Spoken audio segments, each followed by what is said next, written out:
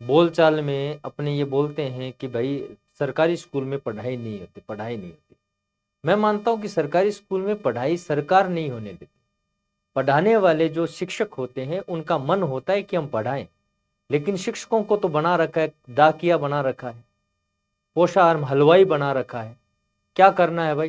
भाई पहले तो उसको क्या करना भाई, सामान लाना पड़ेगा, फिर वो खाना बनवाना पड़ेगा, फिर भाई बच्चों को खिलाना पड़ेगा, फिर बच्चों को किन को क्या खिलाया है, कितना खिलाया है, कितने बच्चों को खिलाया है, कितने एब्सेंट रहे, ये सब रिकॉर्ड जो है आपको बनाना पड़ेगा। फिर डाक बनानी पड़ेगी, डाक आपको भेजनी पड़ेगी। अब जो घर वाले जो लोग होते हैं, अपने नागरिक जो लोग होते हैं, वो क्या कहते हैं कि ये मास्टर बड़े बदमाश होते हैं, ये पढ़ाते नहीं। मैं मानता हूँ कि वो पढ़ाने के लिए जो है वो सिलेक्ट होते हैं, उनका मन भी पढ़ाने में लगता है। वो सब तंग आए हुए हैं कि सरकार ऐसा काम करने नहीं। सरकार सोचती है कि पढ़ाना तो बिल्कुल नहीं है, आपको केवल क्या करना है, रिकॉर्ड बनाना है। कौन किस जाति के बच्चे आ रहे हैं, कौन किस धर्म के आ रहे हैं, किस लड़कियां कितनी हैं, लड़के कितने हैं, बीमारी उनको क्या क्या है, टीके लगवाए हैं कि नहीं लगवाए, कौन सी उम्र के बच्चे हैं, सब आंकड़ा लगाते हैं, है ना, कि क्या है, गांव में कितने निरक्षर है, सब कुछ है। वोट बनाना है तो सरकारी मास्टरों को लगा दिया, वोट पड़वाना मतलब गिरवाना है, वोटिंग करवानी है तो भाई सरकारी मास्टरों को लगा दिया। सरकारी मास्टर करे तो करे क्या?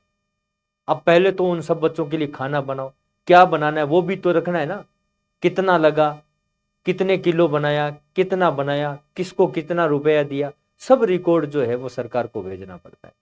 अब सरकारी मास्टर करे क्या?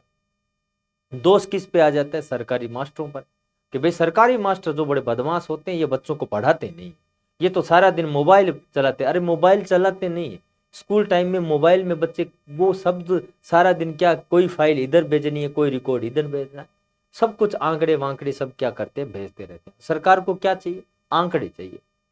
मतलब अगर आप देखो कि पढ़ाई करानी है नहीं करानी वो अलग चीज है, लेकिन आंकड़े सही होने चाहिए, आंकड़ों में कोई हेर फेर नहीं होना चाहिए।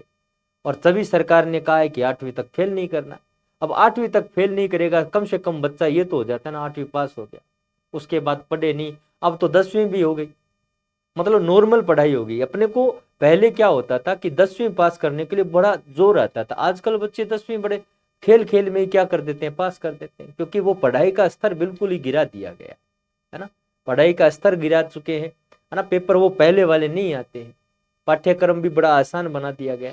लेकिन अपने क्या है, अपने जो देखते हैं ना वही बोलते हैं कि भाई ठीक है, मास्टर जो है ना वो बड़े बेकार है, वो नहीं पढ़ाते। तो मतलब मास्टरों को दोष देना छोड़ो, आप ऐसा जो भी अपनी जनता है ऐसे सरकार को कुछ ऐसा बात ऐसी पहुंचाएं उनके पास सूचना कि भाई मास्टरों से ये सब मत करवाओ, हमारे लिए खाना इतना उपयोगी नहीं है, स्कूल केवल पढ़ाई के लिए है, आप स्कूल में हमें खाना नहीं खिलाना है, बच्चे खा के ही जाते हैं, है ना, है ना। तो ये ऐसा कुछ है नहीं। बच्चे कहते हैं कि स्थायी मतलब रोकने के लिए, बच्चों को स्कूल में रोकने के लिए कार्यक्रम चलाया गया है, भरपूर पोषण देने के लिए हमें ये कार्यक्रम चलाया गया है। अगर आपको पोषण देना है तो घर पर पहुंचा दो ना इनके, है ना।